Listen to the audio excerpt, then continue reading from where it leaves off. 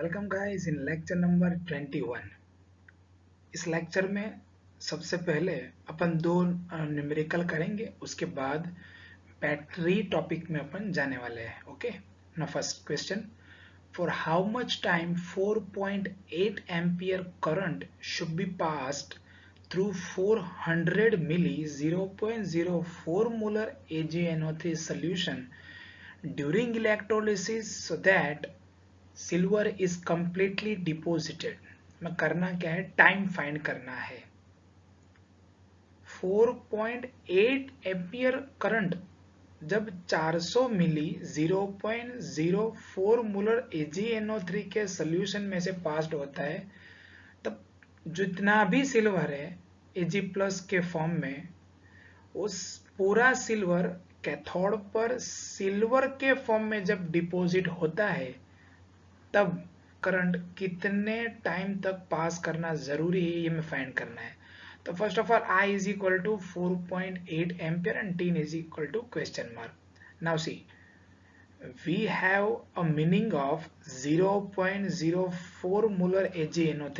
see, molar means मोल per litre. इसका meaning ये होता है 0.04 mole AgNO3 in 1 liter of solution, then 1000 milli is equal to 0.04 mole AgNO3, so 400 milli is equal to question mark, and so answer is 0.016 mole Ag plus. आपको एक question होगा कि sir यहाँ तो आपने AgNO3 लिखा है, AgNO3 लिखा है तो 0.016 मोल AgNO3 है, तो Ag प्लस कितना होगा? इतना ही ना, 0.016 mole Ag plus is present in the solution. Okay, now next, Ag plus plus electron will gives Ag। तो हमारे सोल्यूशन में Ag प्लस आयन के कितने मोल है? 0.016 मोल। तो इस Ag प्लस आयन का जब रिडक्शन होगा तो सिल्वर कितना मोल मिलेगा? उतना ही ना, 0.016 मोल। सो हमारे सोल्यूशन में जो AgNO3 था उसमें से हमें कितना सिल्वर मिलेगा? 0.016 mole of silver obtain at cathode. तो इनका वेट कितना होगा?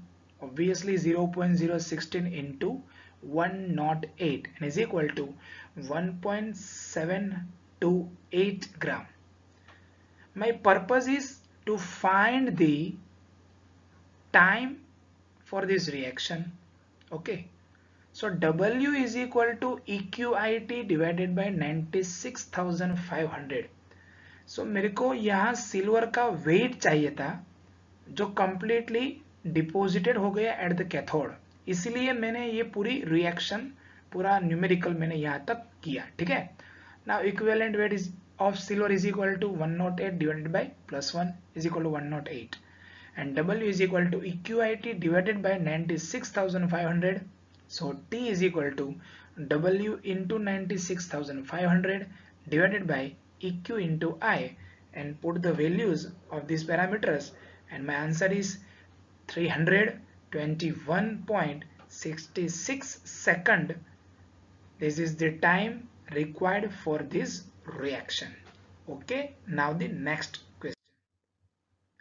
This one is something new question, no?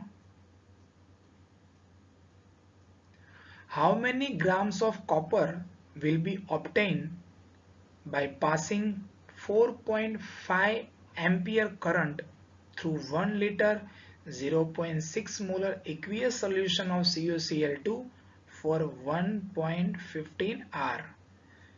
यहां तक तो बहुत ही आसान है, आपको ये आता ही है, लेकिन ये थोड़ा नया है। What will be the change in the concentration? ये बहुत अच्छी बात है, यहाँ गलती हो जाती है बच्चों से, लेकिन आप लोग तो गलती नहीं करोगे यार, पढ़ाया है ना मैंने आपको। Okay, so I is equal to 4.5 ampere, T is equal to 1.15 R। To convert R into second, multiply with 3600. Okay, so 1.15 into 3600, and weight of copper is the question mark. Now for this reaction, equivalent weight of copper is equal to 63.5 divided by plus 2, oxidation state of copper present in CuCl2. So equivalent weight of copper is equal to 31.75. Now W is equal to EQIT divided by 96,500. Put the values and I got the answer 6.13 ग्राम. अब देखिए 6.13 gram copper जो CuSO4 के solution में Cu+2 के form में था वो deposit हुआ कैथोड पर. तो इतना Cu+2 आयन पूरे सोल्यूशन में कम हो गया ना. क्वेश्चन क्या था, what is the change in the concentration, कितना चेंज होगा. तो जितना कॉपर कैथोड पर डिपॉजिट होगा उतना ही Cu+2 आयन पूरे सोल्यूशन में से कम हो जाएगा. तो ये कम हुआ वही तो डिफरेंस हुआ ना. ये जो कम हुआ उतना कंसंट्रेशन में चेंज हो गया. क्वेश्चन ये नहीं है after the reaction what is the concentration, reaction complete होने के बाद कितनी कंसंट्रेशन है ये क्वेश्चन नहीं पूछा है. क्वेश्चन क्या पूछा है, what is the change in the concentration, concentration में चेंज कितना होता है. तो चेंज इतना ही होता है जितना कॉपर कैथोड पर डिपॉजिट होता है, क्योंकि इतना Cu+2 आयन हमारे सोल्यूशन में से कम हो जाता है. सो नाउ मेरे पास वेट है. सो पहले मैं क्या फाइंड कर लूंगा, मोल of copper deposited at cathode is equal to 0.0965 mole per litre, क्योंकि पूरा जो सॉल्यूशन है उसका वॉल्यूम दिया है न्यूमेरिकल में 1 litre. Clear. So change in the concentration is equal to 0.0965 mole per litre. Okay.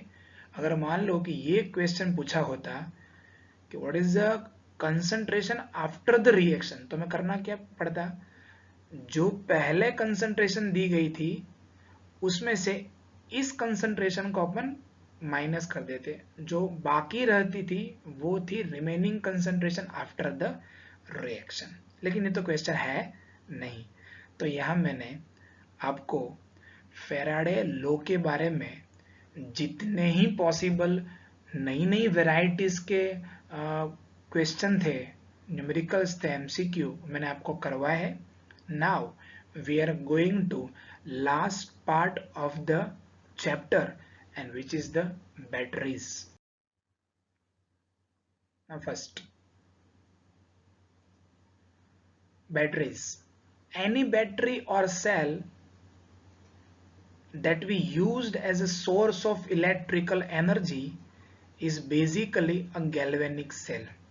हम जो भी इलेक्ट्रिकल एनर्जी को फाइंड करने के लिए जो हम बैटरीज का यूज करते हैं वो एक्चुअली बेसिकली है क्या, गैल्वेनिक सेल ही है ना. गैल्वेनिक सेल का पर्पस क्या था, in the galvanic cell chemical energy is convert into electrical energy.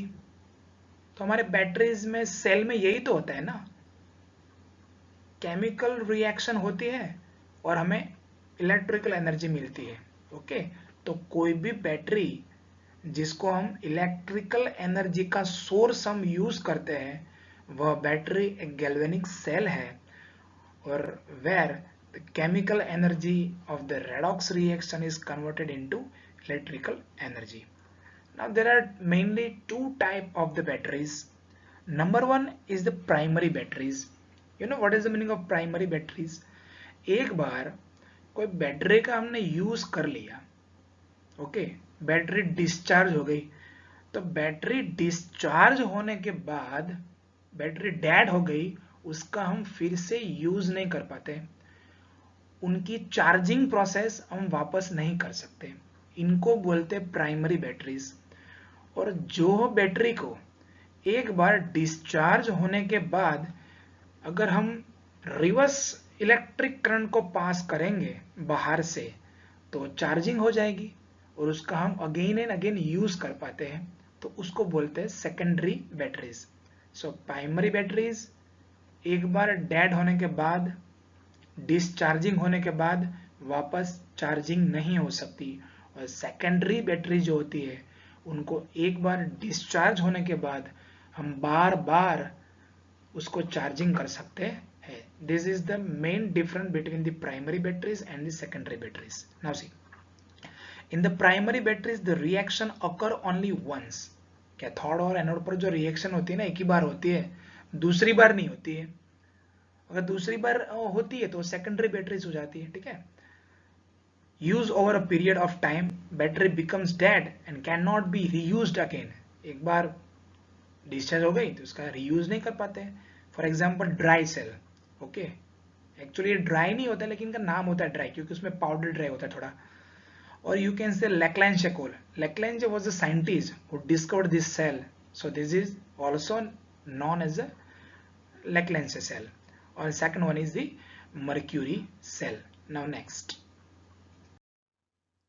secondary batteries.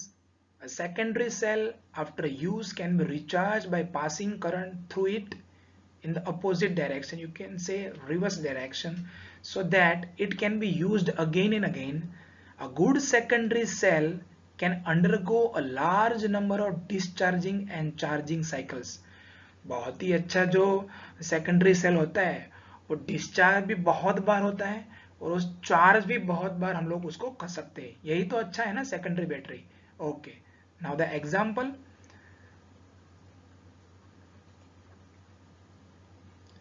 Lead storage battery and the nickel cadmium cell are the secondary batteries. Now we are going the next first theory, which is dry cell or Lagrange cell. Okay, ये अपना dry cell जो है ना उसकी मैंने figure आपको बताई है. देखिए उसमें होता है क्या, कार्बन यानी कि ग्रेफाइट, उसका जो रोड होता है वो एज अ कैथोड हम यहाँ यूज कर, देख रहे मैं यहाँ आपको डिराइव कर रहा हूँ. ये जो पूरा है ना रोड, ये कार्बन यानी कि ग्रेफाइट से बना हुआ है and which is cathode. Okay, अब ये जो पूरा कार्बन का यानी कि ग्रेफाइट से बना हुआ ये जो रॉड है ना, उसके इर्द गिर्द क्या भरा है मैंने, MnO2 and carbon black plus NH4Cl, उसकी पेस्ट मैंने वहां भर के रखी है. किसके सराउंडिंग, कार्बन रॉड, ग्रेफाइट का जो रॉड है यूज्ड एज अ कैथोड, उसके सराउंडिंग मैंने MnO2, कार्बन ब्लैक, NH4Cl, या फिर आप ये भी बता सकते हैं इसमें ये भी होता है ZnCl2. ओके, ये पेस्ट के फॉर्म में इसके सराउंडिंग हमें भर देना है. ठीक है. नाउ अब ये क्या है, जिंक कप. ओके, और ये जो है ना एनोड की तरह वर्किंग करता है. Now next, dry cell consists of zinc container that also act as anode. ये जो है ना zinc cup act as a anode, and the cathode is a carbon, you can say graphite rod surrounded by powdered manganese dioxide. The formula is MnO2 and carbon black. Okay, the space between the electrons, ये है जो cathode है, ये जो cathode और यहाँ ये जो एनोड है ना, उस दोनों के बीच में जो स्पेस है उनको कौन से मटेरियल से हमें फील करना है, moist paste of NH4Cl and ZnCl2. Okay, इसके सराउंडिंग क्या है, MnO2 और कार्बन ब्लैक का पाउडर है, और बाकी की जो स्पेस है उसमें क्या है, NH4Cl और ZnCl2 की पूरी पेस्ट. तो पाउडर हमने उसको वहां डाला है, इसलिए हम ये भी बता सकते हैं ड्राई सेल, और यहाँ ZnCl2 और NH4Cl की पूरी पेस्ट होती है, तो इसको हम ड्राई नहीं भी बता पाते. Okay, now we are going next. The electrode reactions are complex. इनकी जो पूरी इलेक्ट्रोड रिएक्शन होती है कैथोड और एनोड पर बहुत ही कॉम्प्लेक्स है, but that can be written approximately as follows. Now first at the cathode क्या होता है, जिंक जो होता है उनका ऑक्सीडेशन होकर बन जाता है Zn+2. देखिए यहाँ उनकी ऑक्सीडेशन स्टेट थी 0 और यहाँ क्या हो गई +2, तो इलेक्ट्रॉन, 2 इलेक्ट्रॉन फ्री हो गए ऑक्सीडेशन.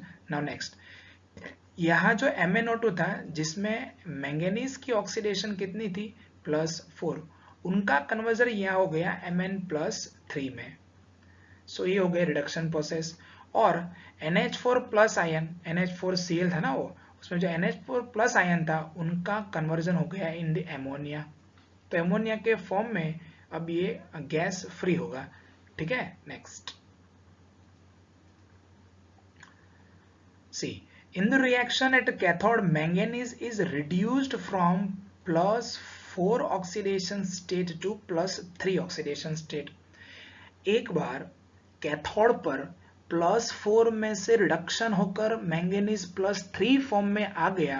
अगर आप लोग ऑपोजिट डायरेक्शन में करंट बाहर से पास करेंगे, फिर भी ये जो मैंगनीज +3 है ना, उनका कन्वर्जन Mn+4 में नहीं होता है। इसीलिए यह जो बैटरी है वह प्राइमरी बैटरी है, ठीक है। नाउ अब ये जो यहाँ अमोनिया प्रोड्यूस हुआ ना, वो कहा जाता है, ये जो Zn+2 है ना, उसके साथ उसकी रिएक्शन होती है और एक कोऑर्डिनेशन कॉम्प्लेक्स बन जाता है, जिनका फॉर्मूला है ZnNH3 4+2। अगर ये ऐसा नहीं होता तो दिक्कत क्या आती थी, ये जो एमोनिया है ना, वो तो गैस है ना, तो पूरा सेल जो ब्लास्ट हो जाता। लेकिन ये ब्लास्ट कभी नहीं होता है, क्यों? क्योंकि जो अमोनिया है ना, ये Zn+2 के साथ रिएक्शन करके ZnNH3 4+2 ये कॉम्प्लेक्स बना देता है। इसलिए अमोनिया गैसियस फॉर्म में था, वो ये कोऑर्डिनेशन फॉर्म में आ गया, अब बैटरी में ब्लास्ट नहीं होता है। ये इसका पर्पज है, ठीक है। Now the cell potential of the nearly 1.5 volt. आपको एमसीक्यू में या फिर शॉर्ट क्वेश्चन में ये क्वेश्चन पूछा जा सकता है कि ड्राई सेल जो है उनका सेल पोटेंशियल कितना होता है, 1.5 volt, and use in the transistors and the clocks. Okay, तो यहाँ मैंने ड्राई सेल को कंप्लीट किया। 3 या फिर 4 मार्क्स के लिए बोर्ड एग्जामिनेशन में ये बहुत ही इंपॉर्टेंट आईएमपी थियरीज है। Okay, now we are going next, which is mercury cell. It consists of zinc mercury amalgam। हमको मालूम होगा ना, मर्क्यूरी के साथ कोई मेटल जब हम उसका मिक्सचर बनाते हैं ना, तो उसको बोलते हैं amalgam. It is used as anode and paste of HgO and carbon as a cathode। okay, the electrolyte is a paste of KOH and ZNO। okay, तो कैथोड पर हमने क्या किया है, HgO एंड कार्बन की जो पेस्ट है उनको कैथोड पर लिया है, एनोड पर क्या लिया है, जिंक मर्क्यूरी एमालगम, और इलेक्ट्रोलाइट कौन सा लिया है, paste of KOH and ZNO। It is also again asked for the short question. Okay, मैं अंडरलाइन कर रहा हूं, देखिए, zinc mercury amalgam as a cathode, next paste of HgO and carbon as a cathode, a second question, and the third one is the electrolyze is a paste of KOH and ZNO। next, dancing theory यार।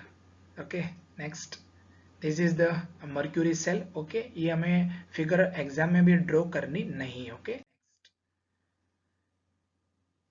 the electrode reaction for the cell are given below। Anode पर क्या होता है, zinc mercury plus 2H minus will give ZNO plus H2O plus 2 electron, and the cathode HgO plus H2O plus 2 electron will gives you mercury in the liquid form and plus 2OH minus। दोनों ही cathode और anode के reaction को पढ़ने के बाद अगर overall reaction पढ़ेंगे तो ये 2OH माइनस और ये 2OH माइनस कैंसिल हो जाएंगे।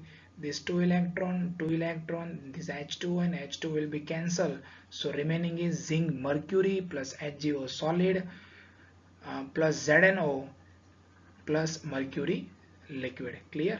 okay, now next, the cell potential is approximately 1.35 volt. अभी आया था ना, उसका कितना सेल पोटेंशियल था ड्राई सेल का, 1.5 वोल्ट, और यहाँ कितना है 1.35 volt, and remain constant during its life as the overall reaction. देखिए यहाँ पूरी जो ये जो ओवरऑल रिएक्शन है ना, इस ओवरऑल रिएक्शन में कोई भी आयन नहीं है। सो पूरे रिएक्शन के दौरान, उसकी लाइफ के दौरान, इसकी जो आयन की कंसंट्रेशन है ना, वो रिमेनिंग कांस्टेंट रहती है, इसीलिए इनका जो लाइफ है बहुत ही ज्यादा होता है। Clear? Now next, suitable for a low current device like hearing aids etc। clear? okay, now next,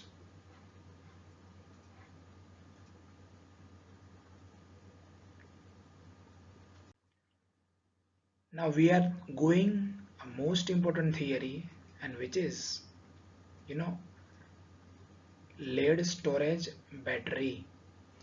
Now I am going to describe you a figure.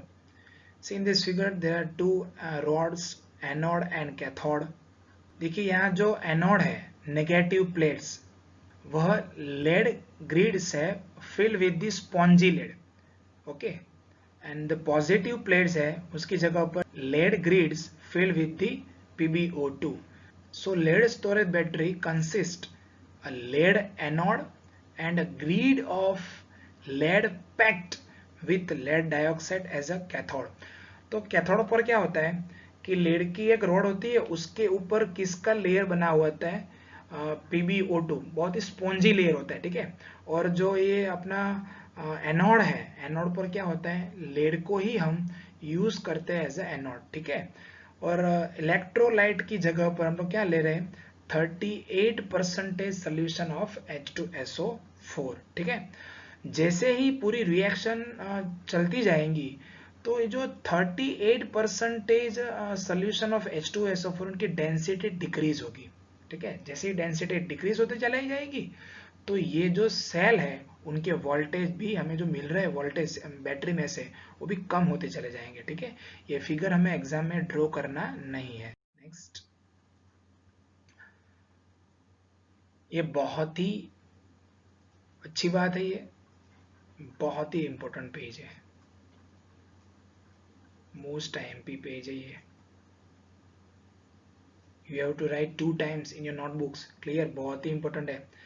अब डिस्चार्जिंग रिएक्शन, जब रिएक्शन हो रही है, डिस्चार्ज हो रहा है पूरा सेल, तब एनोड पर क्या होता है, एनोड बना हुआ था लेड से, H2SO4 में से SO4 - 2 आया और बना क्या, PbSO4 + 2 इलेक्ट्रॉन रिमूव। अब क्या होगा, कैथोड जो था वहां क्या था, लेड से बना हुआ कैथोड था, लेकिन उसके ऊपर लेयर कौन सा था, spongy PbO2। So PbO2 react with the SO4 - 2। देखिए यहां एक SO4 - 2 था, यहां आ गया दूसरा SO4 - 2। तो पूरे रिएक्शन में H2SO4 के अगर 2 मोलेक्यूल यूज होते हैं तो उसमें से 2 SO4 - 2 मिलेंगे ना, तो H+ कितने मिलते हैं, 4H+। तो रिएक्शन क्या होगी, PbO2 + SO4 - 2 + 4H+ और 2 इलेक्ट्रॉन एनोड पर से हमें मिले +2 electron, and again we got PbSO4 + 2H2O। So overall reaction क्या हुई, ये जो अपना 2 इलेक्ट्रॉन्स था वो कंप्लीट कैंसिल हो गया, तो बचा क्या, Pb + PbO2 + 2H2SO4। देखिए 4H+ और 2SO4 - 2 को मैंने कंबाइन करके बनाया या 2H2SO4, and I got 2 PbSO4, 1 मोल यहाँ 1 मोल यहाँ, क्लियर, 1 मोल यहाँ से मिला हमें और दूसरा मोल हमें यहाँ से मिला, तो 2 mole PbSO4 + 2H2O. This is the overall reaction occurred when discharging process is continue. Again बता रहा हूं आपको मैं, एनोड पर क्या होता है, Pb + SO4 - 2 will gives PbSO4 + 2 electron. Cathode पर क्या होता है, PbO2, ओके, लेड के ऊपर जो स्पॉन्जी PbO2 था, plus SO4 - 2 + 4H+ + 2 electron will gives again PbSO4 + 2H2O. So what is the overall reaction, Pb + PbO2 + 2 moles of H2SO4 and will gives you 2 moles of PbSO4 and plus 2H2O. Now see, on charging the battery, discharging complete, अब अपन जा रहे हैं charging की ओर। On charging the battery, the reaction is reversed and PbSO4 on anode and cathode is converted into Pb and PbO2। देखिए यहाँ anode पर क्या हुआ था, यह जो Pb था ना वो PbSO4 में कन्वर्ट हो गया था, और यह जो PbO2 था वह भी PbSO4 में कन्वर्ट हो गया था। अब जब हम चार्जिंग करेंगे तो प्रोसेस रिवर्स होती है, तो रिवर्स प्रोसेस में क्या होगा, जो कैथोड पर PbSO4 था वह कन्वर्ट हो जाएगा PbO2 में, एनोड पर जो PbSO4 था वो कन्वर्ट होगा लेड में। क्लियर? सो जो रिएक्शन एनोड पर थी उसको रिवर्स करके कैथोड पर लिख देंगे, और जो रिएक्शन कैथोड पर थी उसको रिवर्स करके एनोड पर लिख देंगे। मैं बता रहा हूं और एक बार, आपको सिर्फ डिस्चार्जिंग प्रोसेस ही याद रखनी है। अगर डिस्चार्जिंग प्रोसेस आपको कंप्लीटली याद है एनोड और कैथोड पर, तो चार्जिंग के लिए करना क्या है, एनोड की रिएक्शन जो है उसको पहले तो रिवर्स कर दो, यानी कि PbSO4 + 2 electron will give Pb + SO4 - 2, और उनको लिखेंगे अपन कैथोड पर। और जो कैथोड पर जो रिएक्शन डिस्चार्जिंग के दौरान हो रही थी उसको पहले तो रिवर्स कर दो और फिर लिखेंगे एनोड पर, कहा, चार्जिंग प्रोसेस में। क्लियर? तो ये देखिए क्या हो गया, PbSO4 + 2 H2O, ये रिएक्शन कहाँ थी, कैथोड पर थी ना, ऊपर, ठीक है। और देखिए यहाँ क्या है, PbSO4 + 2 इलेक्ट्रॉन ऊपर, देखिए एनोड पर वह प्रोडक्ट की जगह पर थी, और यहाँ क्या गया, कैथोड पर वह रिएक्टेंट की जगह आ गया। ओके, तो बहुत ही आसान है। और एक बार बता रहा हूं, पहले डिस्चार्जिंग प्रोसेस जो है उसमें एनोड और कैथोड में जो रिएक्शन है आपको कंप्लीटली समझ के, लिख के, प्रैक्टिस करके याद रखना है। अब चार्जिंग के दरमियान जो प्रोसेस होती है उसके कुछ क्वेश्चन अगर पूछते तो करना क्या है, बहुत ही आसान। पहले तो प्रोसेस को रिवर्स कर दो और रिवर्स इलेक्ट्रोड पर लिख दो, यानी कि जो प्रोसेस एनोड पर हो रही थी डिस्चार्जिंग के दौरान उसको रिवर्स करके कैथोड पर लिख दो, और जो प्रोसेस एनोड पर हो रही थी डिस्चार्जिंग के दौरान उसको रिवर्स करके कहाँ लिखना है अपन को, एनोड पर। Clear? Okay. Uses in automobiles and inverters, आपके घरों पर होगा ना, जब लाइट जाती है तब इन्वर्टर से हमें लाइट मिलती है ना। ओके, चलो नेक्स्ट। निकल कैडमियम सेल, बहुत ही आसान है, इतना ही पार्ट है थोड़ा। It has a longer life than lead storage cell but more expensive to manufacture. We shall not go into the detail of working of the cell and the electrode reaction during the charging and discharging. अच्छा हुआ भैया discharging और charging की process यहाँ नहीं है ये, वरना ये भी कॉम्प्लेक्स रिएक्शन है बहुत ही। ओरल रिएक्शन क्या होती है, CD cadmium plus NiOH3 will gives you CDO plus NiOH twice plus H2O. This is the figure of nickel cadmium cell, और निकल कैडमियम सेल में जेली रोल अरेंजमेंट होती है and separated by a layer socked in moist NaOH और KOH, ठीक है। Now okay guys, तो इसी तरह अपन ने यहाँ लेक्चर नंबर 21 को कंप्लीट किया, और नेक्स्ट लेक्चर नंबर 22 में we are going to complete this electrochemistry chapter. Okay, bye bye.